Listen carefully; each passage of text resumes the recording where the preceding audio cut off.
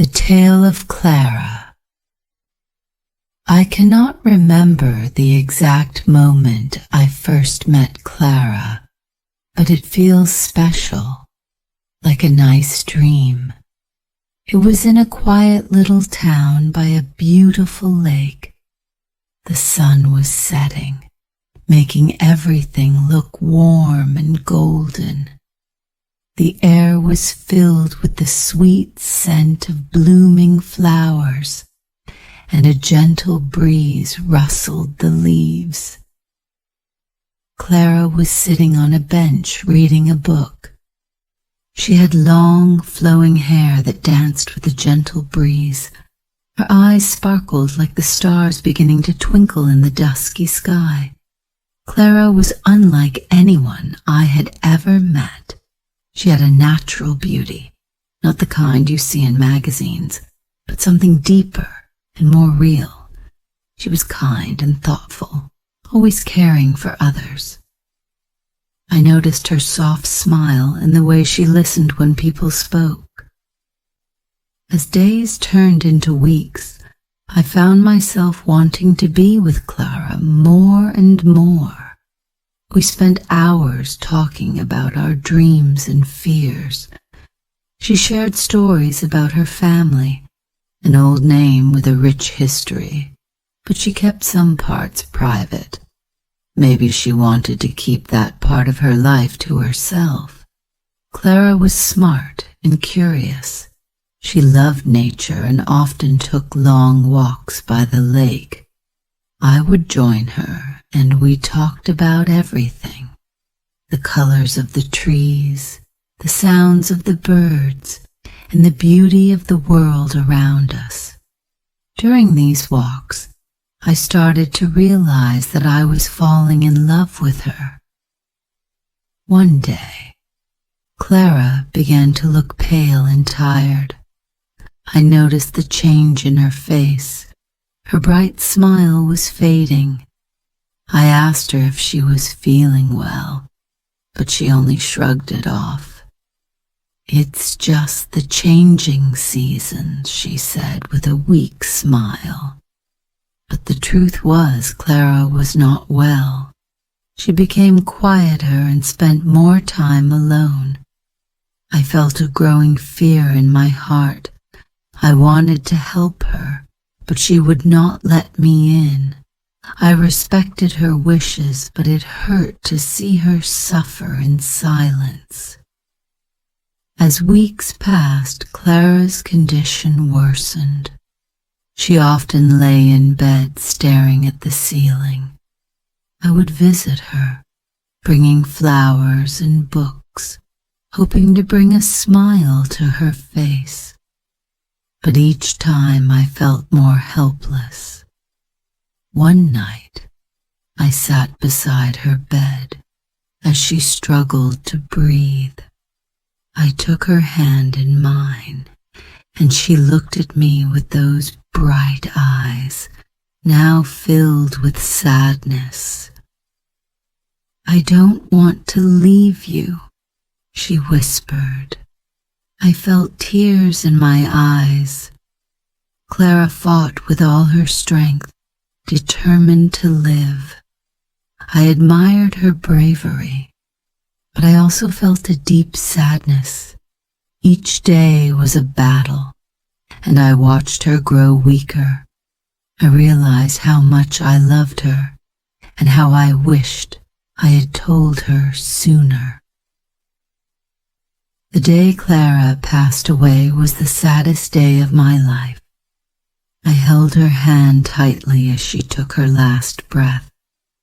The room felt cold and empty. I could hardly believe she was gone. The vibrant girl I loved was now just a memory. After her funeral, I felt lost. I wandered through the town, searching for something to fill the void in my heart. The lake was still, reflecting the sky like a mirror. I remembered our walks and the laughter we shared, but now Everything was silent. Months later, I moved to a new city, hoping to escape the memories of Clara. I found a small apartment and tried to make a new start, but every corner reminded me of her. I decorated the walls with colorful paintings, hoping the bright colors would lift my spirits. One evening, as I sat by the window, I heard a soft knock at the door. It was a neighbor, a kind woman named Elena. She introduced herself and invited me to a gathering in her home. I hesitated but decided to go. At the gathering, I met new people who shared stories and laughter. Slowly, I began to feel a spark of joy. Elena was warm and friendly, and we formed a connection. She reminded me of Clara in some ways, but she was also very different. One night, as I walked home from Elena's apartment, I felt a strange sensation. It was as if Clara was with me, guiding me through the darkness. I closed my eyes and imagined her smile. I realized that while I would always miss Clara, I could also embrace the new friendships in my life. Weeks turned into months, and my heart began to heal. I still thought of Clara, but the pain was less sharp.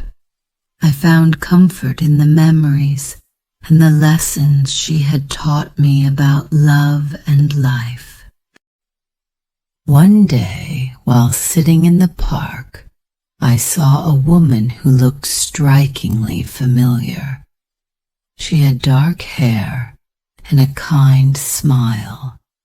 My heart raced as I approached her. "Excuse me," I said, my voice trembling, "but do I know you?" She turned to me, her eyes wide with surprise. "I don't think so, but I feel like I've seen you before." We began to talk, and I felt an instant connection. Her name was Mia, and we shared many interests. As we talked, I realized that Clara's spirit lived on in my heart. I could love again. With Mia, I felt hope and the possibility of new beginnings. After spending more time together, Mia and I grew closer. I shared stories of Clara, not with sadness, but with a sense of gratitude for the time we had. Mia listened, and I could see her understanding. One day, while walking by the lake, I picked a flower and handed it to Mia. "This is for you," I said.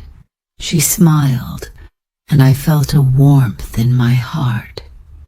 It was a new kind of love, different from what I had with Clara, but beautiful in its own way.